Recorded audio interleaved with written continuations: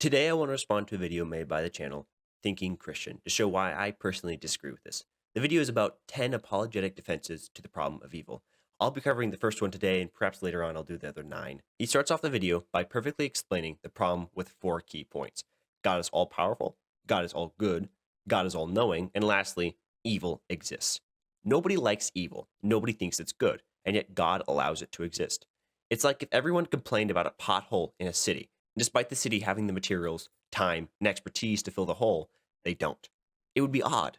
And it's odd that God can get rid of evil, and yet he doesn't. What is evil? Well, the video gives many possible definitions, but the one I agree with the most is pain.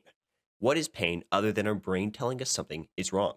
And where else do we hear about the knowledge of something wrong being possessed by humans?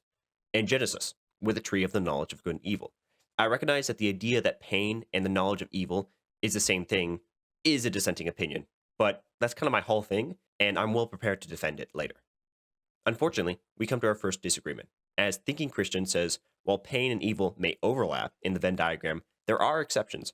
I completely disagree with this. Evil is defined by its ability to cause pain. So let's go through these exceptions. His first exception is that if you cheat on your wife and she never finds out, no pain is caused. You actually can't expect me to believe that if you cheat on your wife, your relationship will be just as good and healthy and loving as it was before. Pain has been caused. The next exception he uses is working out, which I find hilarious as I often use this example to prove the opposite. He says that working out can cause pain, which is true, and yet working out is not evil. He unfortunately hasn't considered utilitarian ethics, which states that if the pain of something is outweighed by the pleasure of something, how can it be bad? The good of working out, being healthy, feeling confident, endorphin release, heavily outweighs the bad of it. With that out of the way, let's get to defenses. The first defense used is the free will defense, one every Christian has been told since birth. It goes like this. God has to allow sin and evil to exist, as evil is only an action not of God. If evil did not exist, we would be robots, not having free choice. God wants us to freely choose or reject him, not be forced one way or the other. The idea that evil exists to give us free choice of God or not is entirely ridiculous, in my opinion. I've used this analogy to explain why so many times my friends have actually gotten tired of it, but I feel like it sums up the problem with this defense.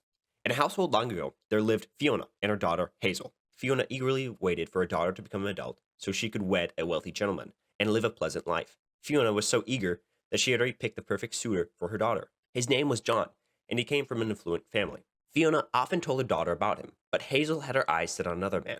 This man's name was Sam, and while he may have not been rich, he was intelligent and handsome. On Hazel's 18th birthday, Fiona tells Hazel she is inviting John over for dinner so he can propose to her. Hazel confessed she has no interest in marrying John, and instead wanted to live her life with Sam. Fiona was appalled when she heard this, but realized it would be wrong to force her daughter to marry John. It needed to be Hazel's choice on who she would marry.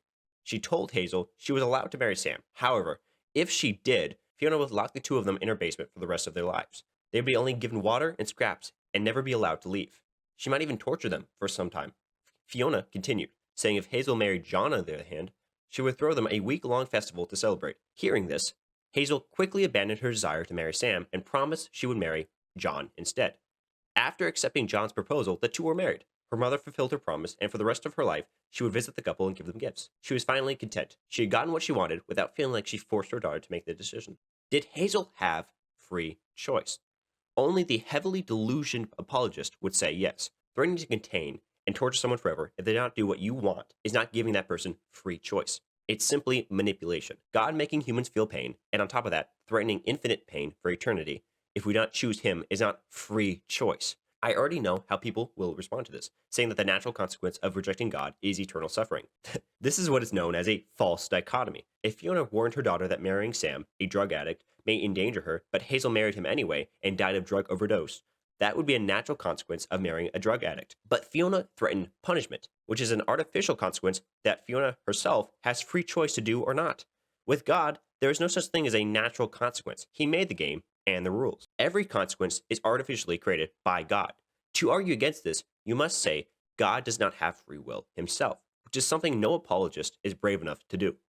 I want to quickly thank Thinking Christian for taking time to create this concise argument for free will theocracy. Like I said, he has 9 other theocracies he explores, and I highly encourage you guys to go watch it. I'll link that in the description. But until next time, thank you so much for watching. I'd love to hear your thoughts, either in email or comment down below, whatever works best for you.